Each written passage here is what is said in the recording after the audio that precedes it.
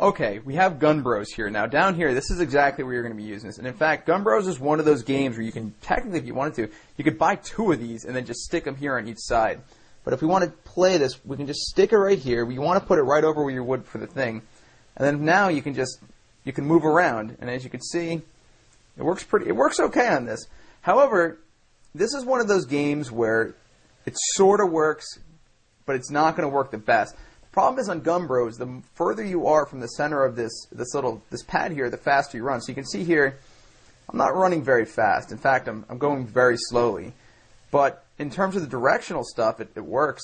However, if I take this off and I start running around like this, you can see my character is much, much faster. And unfortunately, the range on this is pretty limited. You're not going to be able to do that with this pad. You'd actually need something much, much, much bigger. But all in all, you know, it works okay. However, what you could do is just stick it here, and then you move around with your left finger, and then you could shoot with this, because you can see it works fine. There's nothing wrong with it. It's just in the moving kind of stuff, it sort of fails just because you need the extended range, and it's not going to do that. In fact, you're really only running at about half speed when you do this joystick. Next up, let's check out Dungeon Defenders.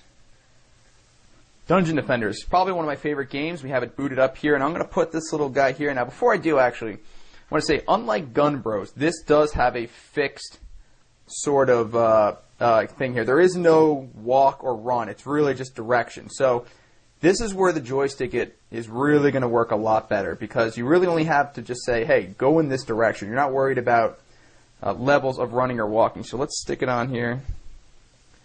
And you can run left and right, go up and down. This kind of game right here, Dungeon Defenders, this is exactly what this was really made for.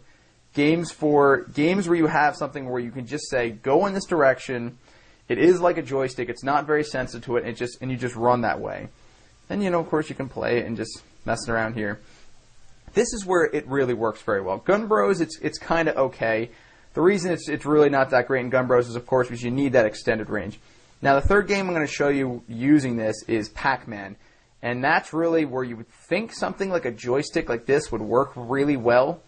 However, I find that it really fails miserably on PacMan because you need some precision. But I'll show you that in a second.